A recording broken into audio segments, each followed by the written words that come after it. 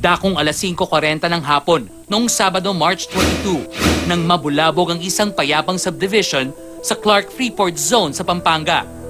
Ang dahilan, nagwala at nagbanta umano ang dating aktor at nakatatandang kapatid ni Robin na si Royet Padilla sa kanyang nakaalitang kapitbahay. Humantong pa ang tagpong yon sa umano'y pamamaril ni Royet.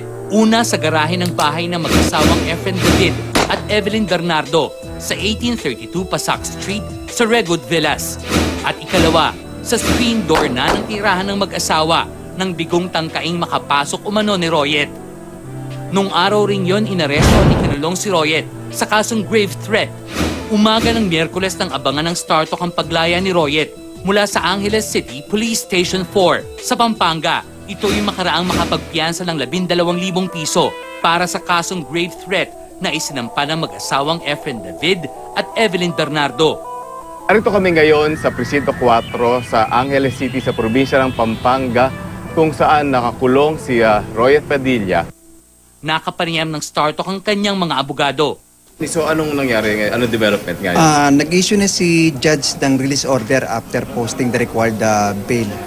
So ipipresent na natin dito for process. Siguro sa matter of a minute makakalabas na siya. Sa araw din yon ay nakapanayam ng StarTalk si Royet sa kanyang tahanan. Balikan natin tong kwento, bali. Okay. Nag-umpisa March 22. Friday yan eh. Friday ba o Saturday? Friday ng hapon eh. Friday ng hapon. Ang problema kasi yung gate nila dyan sa likod bukas. Binubulabog na ako. Sabi kong ilang beses na, ilang gabi na gustong pasukin yung likod. Yung likod ng bike at may dalawang motor dyan sa likod eh. Base yung kwento nung kabila. Mating kagaling ka ng parang sasakyan. Tapos sumugod ka doon, may baril, nagsisigaw ka doon, nagmumura. Hindi totoo yan. Asaraking tsela ako tuwing hapon. Tapos... Hindi, pero that afternoon. Tapos nagpaputok ka pa daw yung... Hindi totoo yun. Galing ako sa eskwela, sinundo ko yung anak ko eh. Friday yun eh. Friday. Pakay lang daw ni Royet na kausapin ng mga Bernardo tungkol sa umano'y nangyayaring nakawan sa kanilang village. Nakita ko nga na pinwersa na nga yung gate ko sa likod. So, mabuti na lang may mga aso ron at nabulabog ko. Ayun, kinausap ako kinaumagahan ng kapitbahay kong British dyan. Nasa pala, nakawan na rin ang laptop dyan sa kanya. Sinabihan ako ng British na kapitbahay ko, kausapin ko si Mr. Efren David. Nang sa ganun, sabihan ko na yung bata niya ang talagang suspect dun sa pagkakanakaw ng laptop ng British dito. Eh di nakita ko si Miss Evelyn.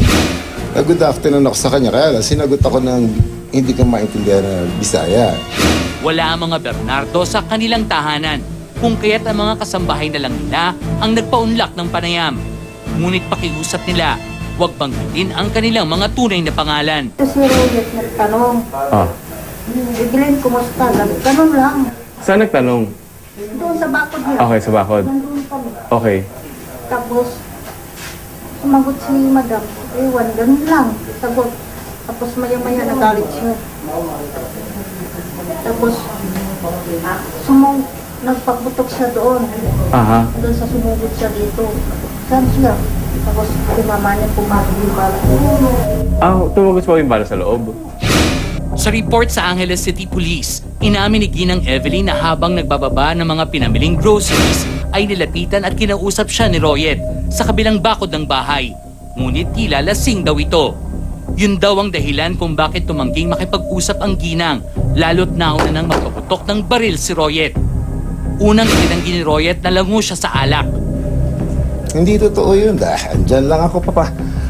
Wala. Di sana may nakita mga bote doon ng alak yung mga nung dumating.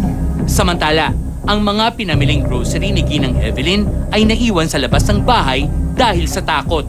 Yung nagpaputok na siya ron, takbo kasi yung mga tao. Takot na iwan yung grocery? O, tsaka yung mga bata, nagsigawan din yung mga bata. Ano gagawin ko naman doon at saka ano pakialam ko naman doon? Pinabulaanan din ni Royet ang puwersahang pagpasok sa screen door ng bahay ng mga Bernardo habang pinagbabantaan umanong isisilid si Ginang Evelyn sa sako. Ay, hindi natin pwedeng gawin dyan. Alam naman natin na trespassing tayo dyan. Yung pagsilid sa sako. Diyos ko, kahit sino naman pwede gumawa ng kwentong gano'n. Ano naman gagawin ko sa sako? Bagamat mariing itinanggi ni Royet na nagpaputok siya ng baril. Ayon sa ulat, isang basyon ng 9mm pistol at isang deformed slug ang natagpuan ng pulisya sa loob at labas ng bahay ng mga Bernardo. Ngunit nawawala umano ang ginamit na baril. Yung baril, ginaganan. So iniikot-ikot niya yung barel. Sino ko yung bumaril? Abay, malay ko. Madaling ko na kwento. Pero kayo may baril ka ba? Wala, kahit check mo sa FEO, wala akong nakarehistrong baril.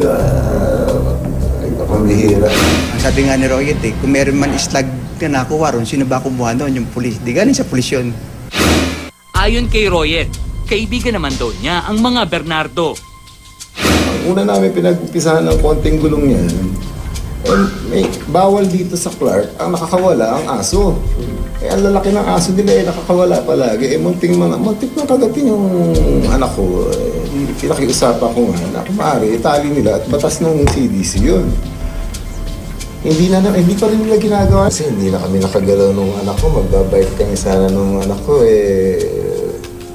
4 na aso yung pumalibot sa amin. Ganun paano kumasakbal naman sa leg yung anak ko nung aso. Hindi kami nakagalaw talaga. Dahil pag gumalaw kami, talaga kakagatin kami. Ano ang plano ngayon ni Royet? Basta sa akin, ipopokus ko lang muna habang makahanap ako ng lilipatan. Ako na magpapakumbaba na lumipat. Matahimik na rin itong lugar na to. Sa mga kay Evelyn Bernardo, kung meron mang gusto sabihin. O yun na nga,